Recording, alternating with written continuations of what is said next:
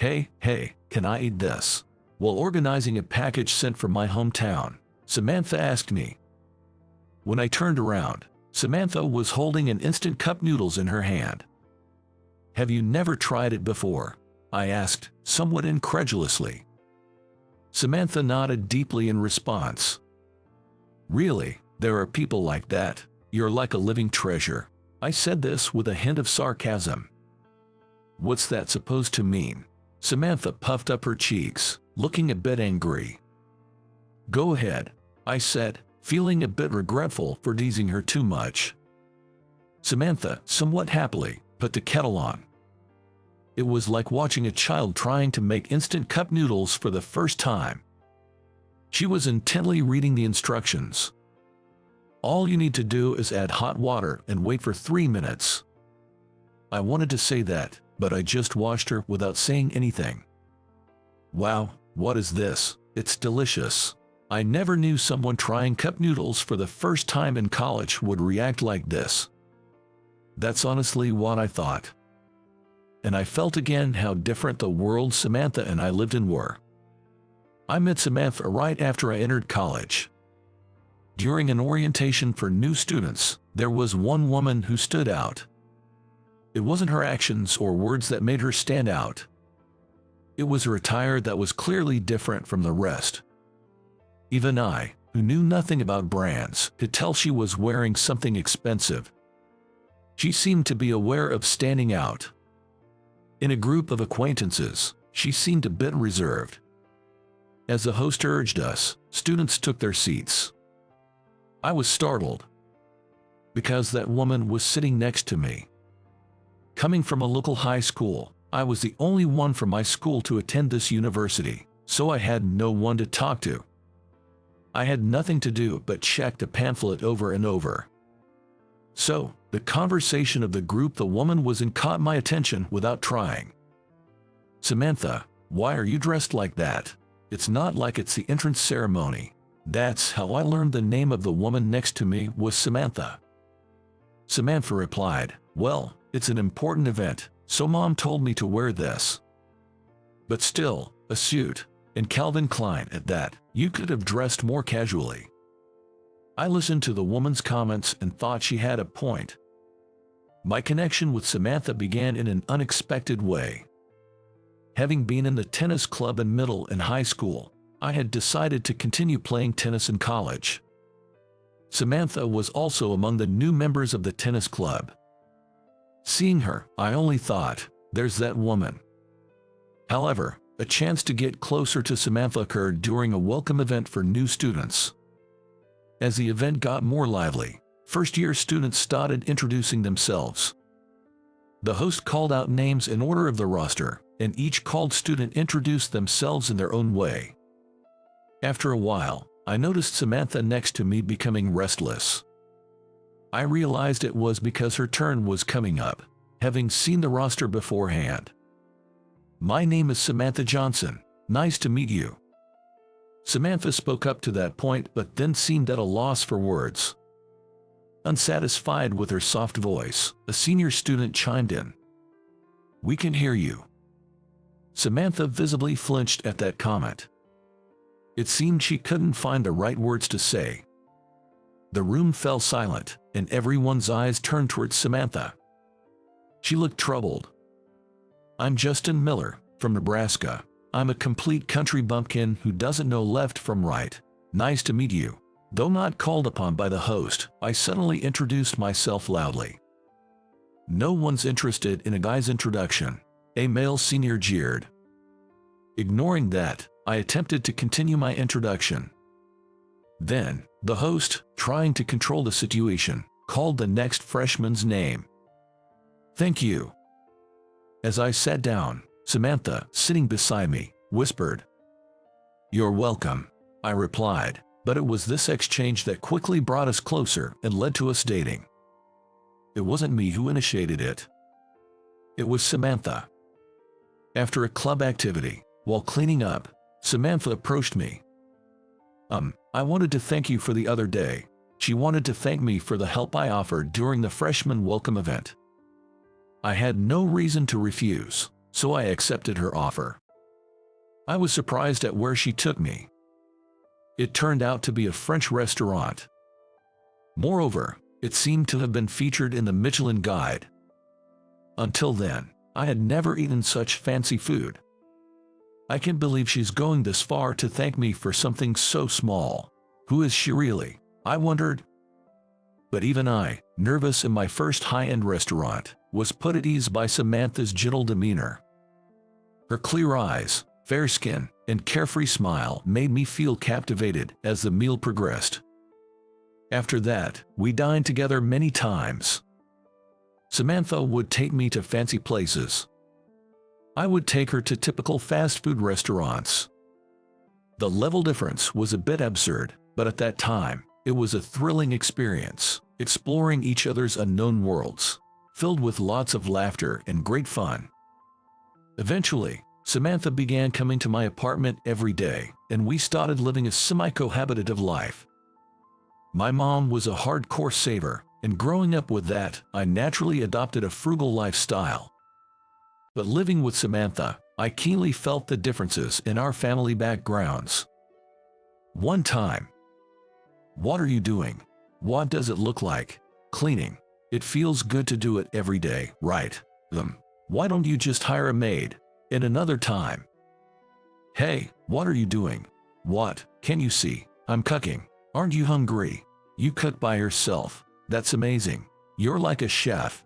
No, it's pretty normal. But the surprises didn't stop there. Her approach to my birthday gifts, Christmas presents, anniversary dinners, and such were way beyond what I could imagine. The amount she spent. No matter how much I worked part-time, I couldn't match what she was doing. "You don't have to spend so much money." I once said that. "I'm doing this on my own accord, so Justin doesn't need to worry about it," Samantha always answered nonchalantly. "How about coming over to my place this Sunday? My dad wants to meet you." One day in our junior year of college, Samantha suddenly said this to me. I was taken aback. Meeting her father, what did that mean? I knew Samantha was the daughter of a local construction company president, and that she had an older brother by 2 years. But I had never met her parents. As I had started to think about a future with Samantha, I saw this as a good opportunity to get to know her parents and agreed to visit her family home. The day I first visited Samantha's family home, I hesitated in front of the building. It was a far more magnificent mansion than I had imagined. "What are you planning to do from here?" Samantha's father, a stern-looking man, asked me that morning, sensing my nervousness. "I'm serious about continuing my relationship with Samantha." My voice was shaky as I replied, "No, what I want to know is not that. I want to know how you envision your future with Samantha." He probably wasn't fond of beating around the bush. Samantha's father asked me directly. "I plan to get a stable job, and once I'm settled, I hope to marry her in the future." Samantha looked surprised at first, then blushed and smiled at me. "I see, understood." Her father said nothing more after that. "You passed my dad's test, it seems," Samantha murmured on our way back from her home. I was puzzled, and she explained. "Dad brought out his favorite brandy, didn't he? He only drinks that on very special occasions. That he shared it with you means he's accepted you." Her words sobered me up completely. After graduating, I got a job at a public employment security office. Wanting to do something helpful for others, I consulted with seniors and career advisors before deciding. And in my 3rd year of working, I married Samantha. In hindsight, I suppose the root of all problems was my ignoring the obvious differences in our lifestyles. And it wasn't just with Samantha. I felt it with a wedding present from my father-in-law, too. That present was an apartment. Apparently, it was a property developed by my father-in-law's company, with the top floor of a 20-story building prepared for us. I repeatedly declined, saying it was beyond our means. However, my father-in-law told me, "You just need to become a person worthy of living in this apartment." I had no reply to that. Making the apartment in my father-in-law's name was the most I could resist. Samantha quit her job and became a homemaker. Though she worked at her father's company after graduating, I doubt she really did much there. As a homemaker, Samantha's lifestyle hardly changed from before our marriage. I made it a routine to call Samantha when leaving work. It was to encourage her to return home. Yet, she would return home around the same time as me. Often even later than I did. Every day, she comes home with her hands full of ready-made dishes. These aren't bought on the way home. She brings them from her parents' house. Every day you don't need to go that far. I once said that. Samantha replied casually. But it's given to me, so it's okay. I'm not causing anyone any trouble. After several such exchanges, I stopped bringing up the topic of meals with Samantha. There was no sign she did any housework either. Concerned, I once asked her about it. It's fine, a helper comes to take care of it when asked, Samantha said without any sign of embarrassment. When we were dating, it was my place, so Samantha couldn't just let anyone in. But after we got married and she became a housewife, I thought she would naturally do the housework and take care of the home. However, the significant difference in values made me gradually feel distanced from Samantha. One day, I asked Samantha how much we were spending each month. The amount she mentioned left me shocked. It was way beyond my salary. I'd like us to manage within the range of my salary each month, I requested. Really? Why? We can just get the extra from my parents. There's no need to worry about it. I lost my temper at her words. We need to live within our means. When will you graduate from depending on your parents? Consider my position a bit. Samantha seemed unable to understand my feelings. Why? It's my family, after all. What's wrong with relying on them a bit? My parents are happy with that, too. It's a matter of degree. In your case, it's just too much. Our arguments continued without reaching a resolution. At one point, during a heated argument, Samantha shouted, I don't want to live such a miserly life. If you don't like what I'm doing, let's just get a divorce. Okay, I understand. I agreed. That happened 1 year after we got married. The next day, I got a divorce form, filled it out, stamped it, and presented it to Samantha. Then I left the house. I was glad the apartment was in her father's name. Back to living alone after a long time, I felt a bit lonely but also enjoyed the freedom. I reverted to the frugal lifestyle I had since I started living alone in college. The divorce was finalized. And about 10 years later, I'll do anything. Please give me a chance. While working, I thought I heard Samantha's voice from a distance. I couldn't see her because of the partition, but it sounded like her. I need money right away, so a day job would be best. It definitely sounded like her. Excuse me for a moment, I told the client, pretending to have work, and stood up. Standing in front of the seat where the voice came from, I saw the client's face. I was taken aback. It was indeed Samantha. I knew she would come, I thought, seeing her. But I couldn't change my assignment, so I returned to my seat. After finishing with the client, I hurriedly stood up. Then I looked around for the seat where Samantha had been sitting. But I couldn't find her. I went outside. Samantha, I called out almost instinctively. Samantha, recognizing my voice from behind, turned around hesitantly. Justin, you're still working here. She looked embarrassed.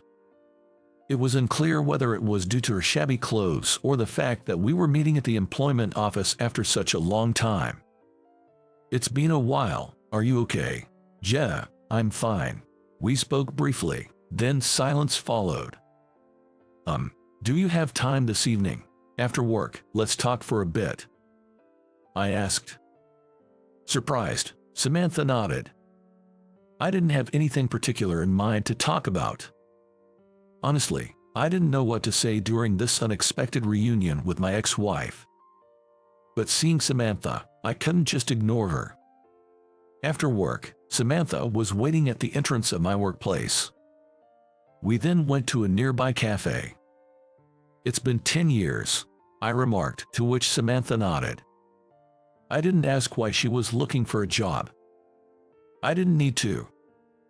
I had an idea why she was at the employment office. Then Samantha started talking. My dad's company went bankrupt. I was aware of this. Some of her father's former employees had come to me for consultation. I'm sorry for belittling your lifestyle, calling it poor. I was the foolish one. It took me until this age to understand what you meant by living within our means. Losing everything after Dad's company collapsed. I now painfully realize I'm someone who can't do anything on her own." Samantha carefully chose her words as she spoke. She mentioned that her father's apartment, where we lived, was sold. Now she's living in a one-bedroom apartment with her family of 3. Her father had become depressed, and her mother was taking care of him. Samantha's brother, apparently fed up with the family, had left and was untraceable. Samantha, with no work experience, was struggling to find a regular job and was barely making ends meet for day labor. Thinking about it now, it's unbelievable. Spending tens of thousands on a single meal. How many days of work does that equate to? I almost couldn't believe this was the same Samantha I knew 10 years ago, considering her speech and attitude. By the way, I've been trying out some of the saving tips you told me about when we were dating. Cucking is surprisingly fun. Even a little bit of saving makes a big difference. I'm sorry for mocking it back then," Samantha said, playfully smiling and clasping her hands in front of her mouth. We then talked a lot about saving techniques. The opposite personalities we had when dating were exciting and fun. But spending time with her now, sharing similar values and thoughts, gave me a sense of comfort and happiness I hadn't felt before. When leaving the cafe, as I was about to pay, Samantha said, "Let me pay, I've got it." No, I invited you, but you listened to me. It's only fair." It must have been a bit of a hassle for the cashier, but we had that typical argument at the register. "Okay, then, let's split it," Samantha suggested, and I couldn't help but smile. The old Samantha would never have budged in situations like this, usually just leaving a $100 note and walking out of the store. So, hearing the word "split the bill" coming from her was unexpectedly surprising to me. On our way to the train station, something caught my eye. "Just wait here for a minute," I said, and asked Samantha to wait for me in a nearby park. A few minutes later, "Here, this is for you." I handed Samantha an envelope.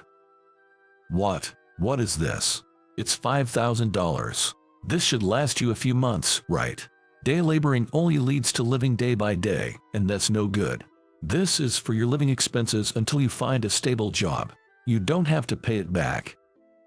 "No, I can't accept such a large amount," Samantha protested, but I couldn't help smiling at her words. "Don't say that. Remember all the gifts you gave me back then. Consider this a return favor, and please accept it." Hearing this, Samantha burst into tears.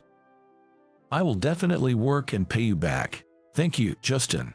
After that, we occasionally met up. Sometimes, I gave her job advice and recommended companies that hired inexperienced workers and had good reputations. Eventually, Samantha secured a job as a factory worker at a place I recommended. When I checked with President Thompson about how she was doing, he said, "Oh, she's a great addition, a bit naive, but she's eager to learn and work hard. The long-time workers, especially the older ladies, find her adorable. Since Samantha joined, there's a brighter atmosphere around here." Hearing this made me very happy. Then, a year later, Samantha handed me something. It was an envelope containing $6,000. "What is this?" "It's the money I borrowed, and a little extra as thanks. I didn't need to use half of what you lent me, but it was a huge help. Thank you so much," Samantha said. Money really changes people, I mused aloud. Samantha looked puzzled. I was thinking about the old Samantha. Back then, she didn't appreciate the value of money because she never lacked it. Now, Samantha, having earned money through her own hard work, understood its importance. But deep down, she was always kind-hearted. Seeing this, I thought, maybe with the Samantha of now, we could start over. Of course, having been divorced once, I wasn't sure if a fresh start was passable. But I didn't need an immediate answer. We would spend more time together, and this time, without looking away, I would slowly consider our future.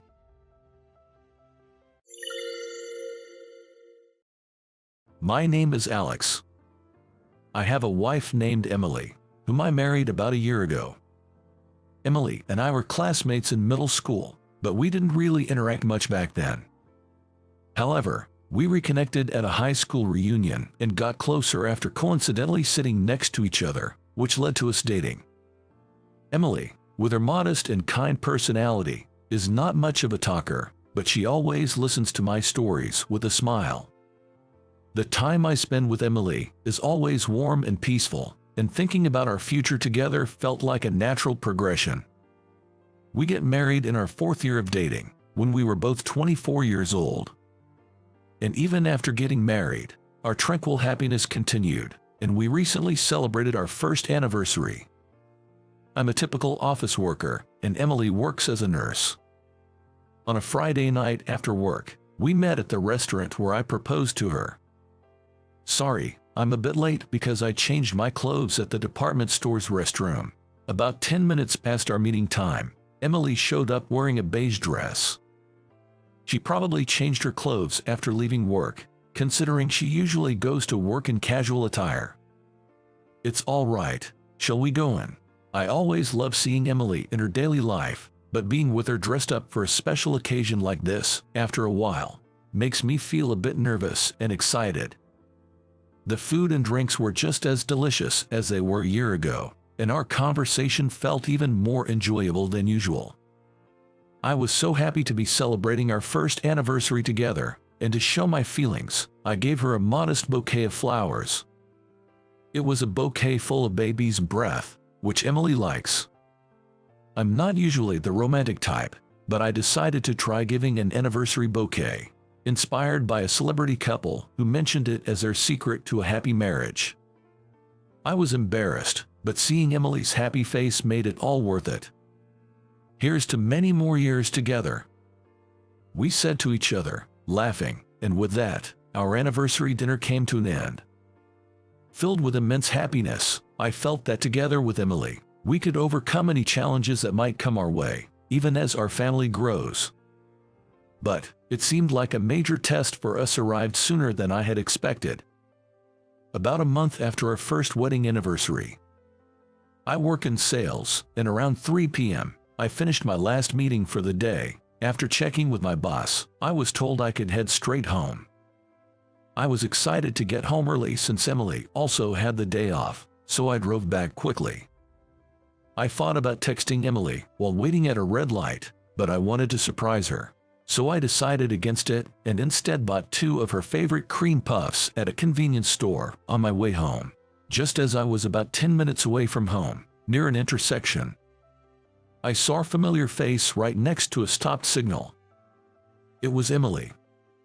Since she was off, I wondered if she had gone out to eat with friends. But as I watched, to my surprise, there was a man of similar age beside her, and they looked happy, holding hands.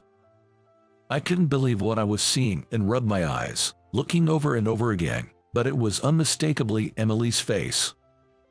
I was curious about what was happening, but the light for my lane turned green, and cars behind me started honking, so I had to keep driving.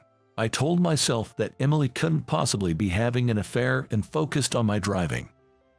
But I was certain I saw Emily walking hand in hand with another man.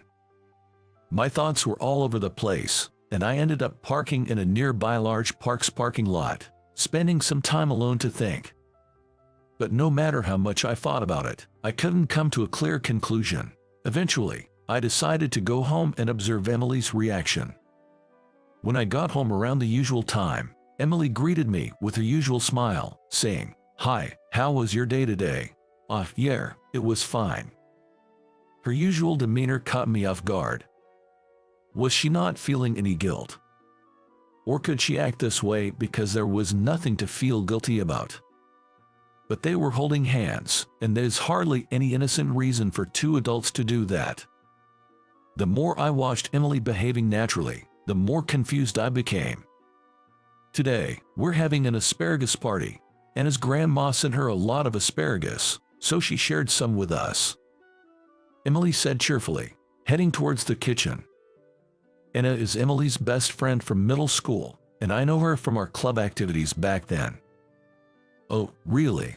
I couldn't quite focus on the conversation and gave a lackluster response, to which Emily looked at me curiously and asked, "Aren't you happy? You love asparagus, right?" "Yes, I am. I need to thank Anna," I replied hastily. Had she really met Anna after being with that man? But there was indeed a lot of asparagus. Had I misinterpreted the situation? Or was she meticulously preparing this to deceive me? Doubting Emily as she cheerfully prepared dinner pained my heart.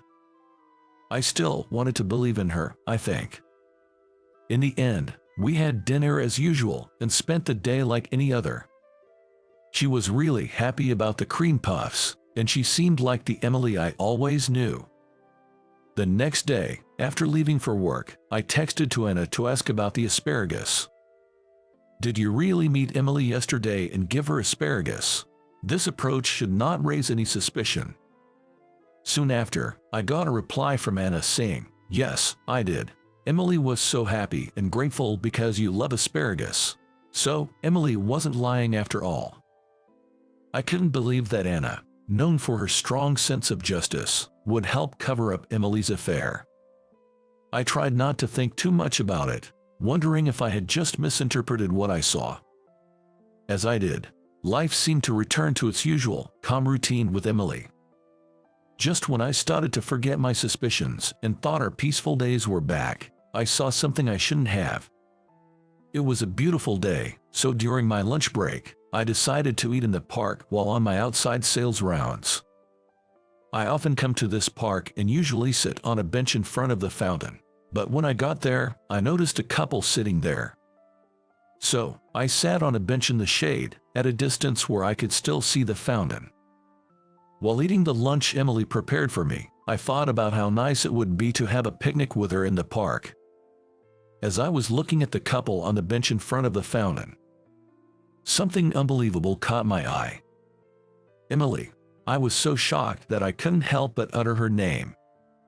Yes. There she was, sitting cozily with a man I didn't know. Emily was smiling her usual happy smile at this stranger. I couldn't believe it, but I knew it was definitely Emily. There was no mistaking it. While I was still in shock, the two of them stood up and walked away, hand in hand. Was she so into this guy that she didn't even notice me sitting nearby? If she had a change of heart, I wished she would just tell me honestly, but it hurt to see her trying to please both of us. Later, after somehow finishing work, I went home at the usual time. Emily was there, seemingly just back herself, saying, "Hi, I just got home too, so I'll hurry up and make dinner." How could she act so normally? Was she deceiving me for a long time, and lying had become second nature to her?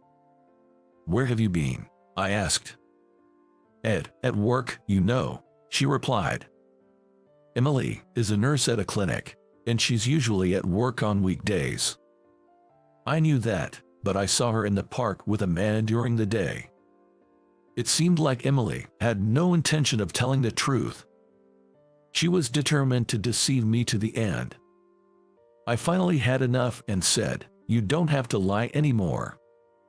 Emily looked genuinely puzzled and asked, What are you talking about?" I couldn't play along with her act anymore. I took out what I had prepared and said, "I can't trust you anymore. Please leave." In my hand there was a divorce oath. What do you mean you can't trust me?" Emily asked, her face looking like she was about to cry. clearly confused. It's amazing how she could produce tears even though she didn't seem sad. I fought this while feeling unable to explain everything from my own mouth. Maybe you should think it over. I won't be coming home tonight. With those words, I left the house. Just a short while ago, we had celebrated our first year together, looking forward to our future. I never imagined such a future would come. Filled with despair, I spent that night at a nearby business hotel and went straight to work the next day. There was no contact from Emily during that time, but around the time I finished work, I received a text from her. I've thought about it, but I can't find anything that would have upset you so much. I'm sorry if I unconsciously made you feel bad. I want to be with you, Alex, and I'm willing to work for it. So, I want to talk face to face again. Please contact me whenever you're ready. I'm really sorry. The text was very much like Emily, sincere and heartfelt. If only it weren't for the fact of her infidelity. After such a betrayal, still lying like this, I just couldn't understand her intentions. If she's so happy with that man, she'd be better off without me. But then, I thought, maybe it's not right to keep running away without having a proper conversation, even if we were supposed to be a couple who could talk about anything. With a bit more calmness, I started to think that way. What I saw and felt. Maybe if I tell everything, Emily might be honest with me too. But, given the fact that there was an affair, I can't imagine living like before. Thinking that, I just replied, "Understood. I'll come home tomorrow." Then Emily texted back, "Thank you," and I stayed at the business hotel I had reserved for that night. The next day, since I had a discussion with Emily after work, I was a bit nervous while working. Again, I had a business meeting near the park, so out of habit, I went there. After arriving, I thought that I should have avoided this place since it brought back bad memories, but since I had already parked, I decided to quickly eat and head back, so I walked to my usual bench. As I was heading to my usual bench with my lunch bag from the convenience store, what do you know, there was another couple sitting there. My heart skipped a beat, and I felt like I was going to stop breathing. I walked past the couple, trying to calm my racing heart, and sat down on the bench I had used the other day. Then, nervously, I glanced at the couple's faces, and sure enough, it was Emily. My mind went blank. After being confronted with divorce by me, tearing up, saying she couldn't believe it, apologizing, and agreeing to talk today, there she was, happily having an affair in the midst of all this. I couldn't understand what Emily was thinking at all. Sadness, anger, a variety of emotions surged, but I was also possibly feeling fear due to not understanding her actions. Then, today, the man left the bench first, leaving Emily alone. Unable to hold back anymore, I stood up and walked towards Emily. I grabbed her arm and said, "What are you thinking?" Then she replied, "What do you mean?" using polite language and a puzzled expression. Was she mocking me? I couldn't understand. "What do you mean?" But as I said that, I noticed something felt off. Somehow, she seemed like a complete stranger. Indeed, she looked like Emily, but something was different. "Are you not Emily?" When I said that, the woman looked a bit surprised and then said, "No, I'm not." That could have been interpreted as a clumsy lie by Emily to get out of the situation, but her words became more credible when I realized that her demeanor was completely different from Emily's. Also, upon closer inspection, there were moles under her eyes and on her chin that Emily didn't have. I'm sorry. Was this woman, who I recently saw as Emily, actually her all this time? Or was it just today? My mind was in turmoil, but the fact that I had mistaken a stranger for Emily and confronted her was clear. Moreover, grabbing a stranger's arm and confronting her harshly, I could have been reported to the police. It was a mistake. I'm really sorry. As I deeply apologized, the woman made a surprising statement. By any chance, do you know someone who looks a lot like me?" I immediately looked up upon hearing her words. Oh yes, my wife looks a lot like you, and that's why I mistook you for her." Then, she shared a surprising story. Her name is apparently Jennifer. She's the same age as Emily and me, and works as an office lady near this park. Jennifer mentioned that her fiancé, the man who was with her just now, working nearby, so they often meet like this during lunch breaks. The person I saw in this park the other day was indeed Jennifer. And she also told me that the woman I saw months ago at the crossroads, considering the circumstances, was likely her. Hearing all this, I felt tremendous regret. I had mistaken a look-alike stranger for my wife Emily, jumped to conclusions about an affair without proper discussion, and rashly pushed for a divorce. The one who needs to apologize is me, but Emily's wounded heart might not easily heal. What have I done? I lamented, forgetting Jennifer was there, and held my head in my hands. Then Jennifer said, "There's something else I haven't told you." What would that be? In my distracted state, I asked her. "I have a twin sister who I've been separated from since birth," Jennifer said. I was surprised again and asked her what she meant. "I was born a twin, but I hardly remember anything since my parents divorced when I was 4 years old. They never met again due to complications in their relationship, and it was forbidden for us to meet. I've lived all this time without even knowing if my sister was alive, but I never forgot about her. I've always wanted to meet Emily again." Jennifer said this with tears in her eyes, and it didn't seem like she was lying. So, Emily, my wife, is Jennifer's sister. But I had never heard Emily talk about having a twin. That's why, if your wife is my sister Emily, it's understandable that you mistook me for her. We really do look alike. Hearing this made me feel a little relieved. Although it doesn't change the fact that I hurt Emily by jumping to conclusions about her being a twin. While we were talking, it was time for both of us to return to work, so we exchanged contact information and parted ways for the day. I didn't know if Emily would forgive me, but I decided to apologize to her first and then talk about Jennifer, so I went home. When I got home, I saw Emily with a worried expression. Seeing her face made my heart tighten, and I immediately apologized. "Emily, I was wrong. I'm truly sorry." Emily was surprised as I suddenly apologized deeply. Then, I told her everything, including my suspicions of infidelity and meeting Jennifer.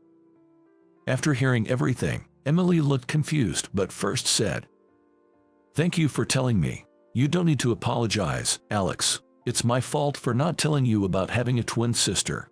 I'm really sorry for troubling you."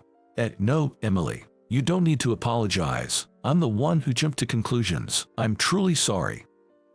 Emily and I apologized to each other for a while and finally managed to share our misaligned thoughts. And for the first time in a long while, we were able to laugh together from the heart. Later, Emily also told me about her past. It was exactly the same as what Jennifer had told me, and it became clear that they were twin sisters. Emily hadn't told me about it not because she was hiding it, but because she was raised by her mother saying, "Think of your twin sister as if she no longer exists." I have met Emily's mother and know she's a wonderful person. It's hard to imagine such a kind mother-in-law saying those words to Emily, as if she wanted to erase a part of her past. But perhaps that just shows how strained the relationship between Emily's parents had become. However, like Jennifer, Emily had never forgotten her twin sister and had always wanted to meet her. While she told me this, she was in tears. Seeing her like this, I couldn't just stand by, so I suggested that we tell her mother and arrange a meeting with Jennifer. At first, Emily hesitated, but then she seemed to decide to follow her true feelings. Later, with her mother's consent, we arranged for Emily to meet Jennifer. Emily and I arrived at the park, where we had agreed to meet, much earlier than the scheduled time, but Jennifer also arrived 10 minutes before the appointed time. Well, they really are twins, I thought to myself. Seeing the two of them together for the first time, they immediately embraced each other. "I'm glad you're doing well," Jennifer said. "Jennifer, I've wanted to see you for so long, Emily said, starting to cry first. Then, almost at the same time, Jennifer also began to cry. They truly are twins, I thought to myself.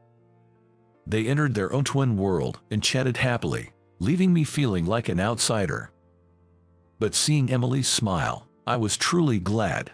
Meeting Jennifer had made it possible for me to sit on this bench with such a peaceful heart. Seeing them happy together genuinely filled my heart with joy. Since then, Emily and Jennifer started meeting frequently, and a few months later, we were invited to Jennifer's wedding. Emily cried tears of joy, seeing her twin sister's radiant face on her big day. A year later, when Emily and I had a child, Jennifer often visited and cried with joy. I may not be a twin and can only imagine the depth of their bond, but just watching them fills me with happiness. The period when I suspected Emily of infidelity was not a happy time for either of us. But if it was a hurdle we had to overcome to reach this happiness, then maybe it was a past worth having.